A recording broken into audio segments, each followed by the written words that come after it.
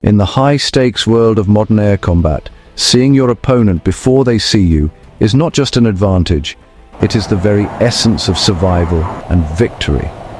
The key to this electronic game of hide-and-seek is a concept known as radar cross-section, or RCS. This single number is arguably one of the most critical design parameters for any contemporary fighter jet, dictating how easily an aircraft can be detected, tracked, ultimately targeted by enemy radar systems. Imagine standing in a completely dark room and shining a powerful flashlight around.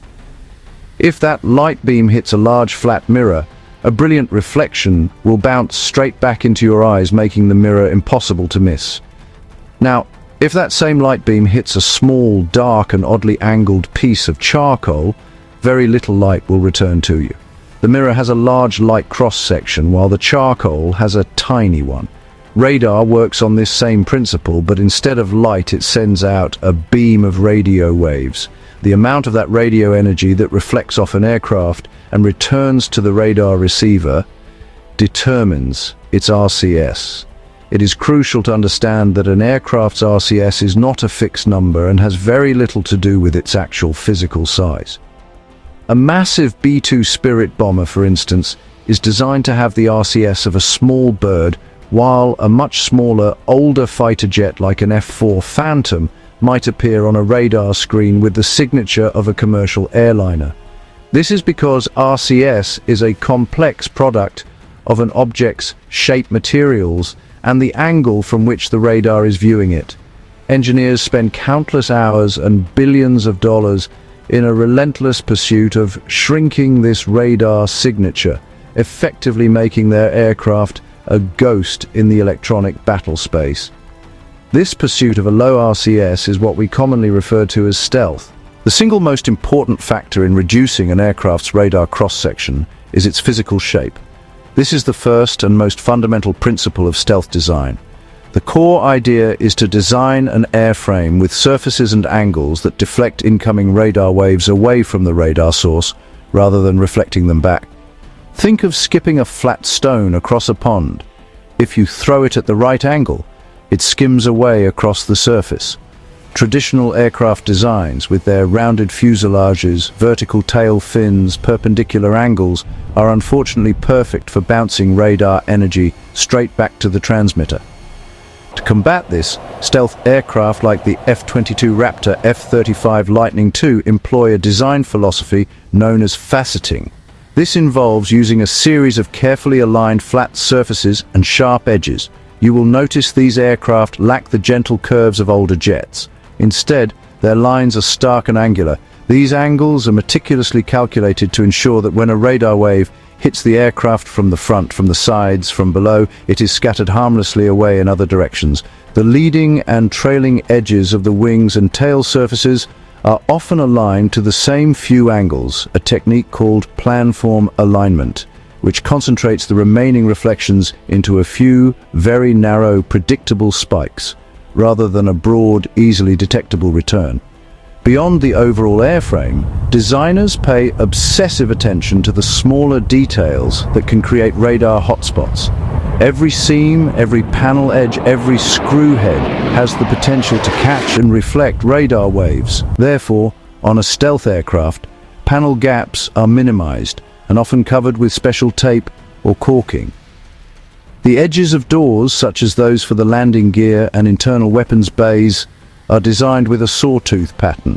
This jagged edge helps to break up and scatter radar waves that would otherwise get trapped and reflected, further smoothing the aircraft's electronic profile.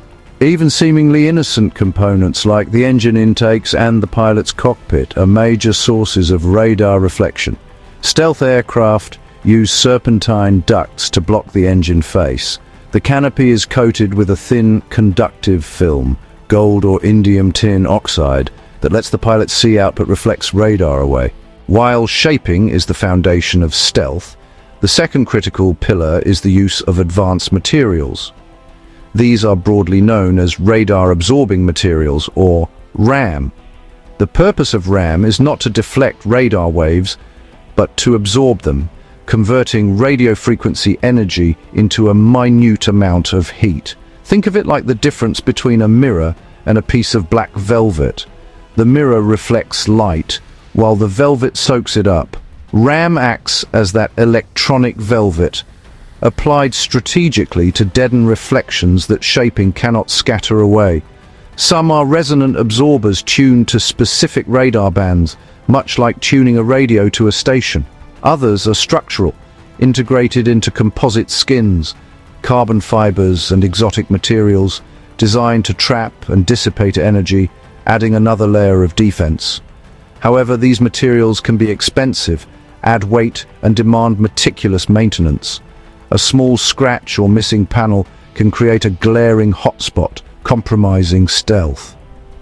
Maintaining a stealth fleet is far more costly and labor-intensive than conventional aircraft. The third element is tactics.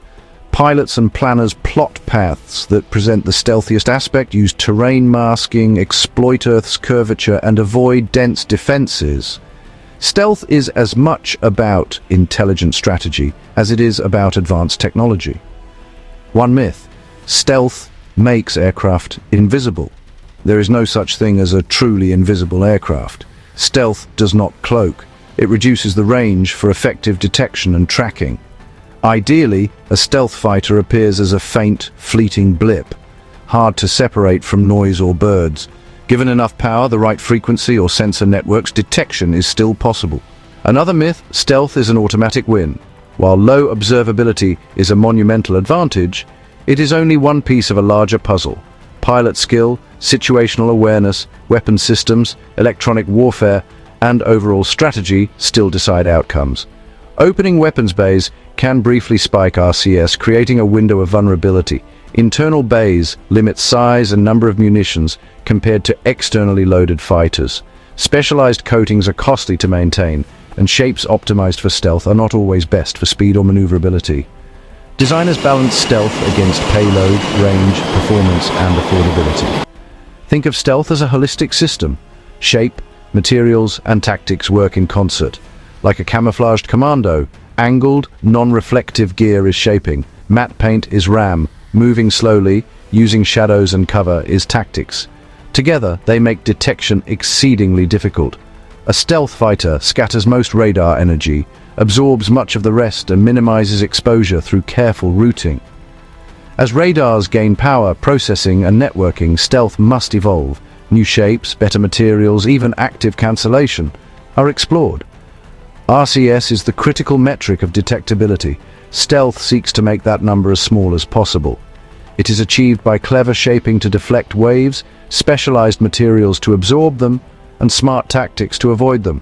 Stealth is powerful, but not a guarantee of victory.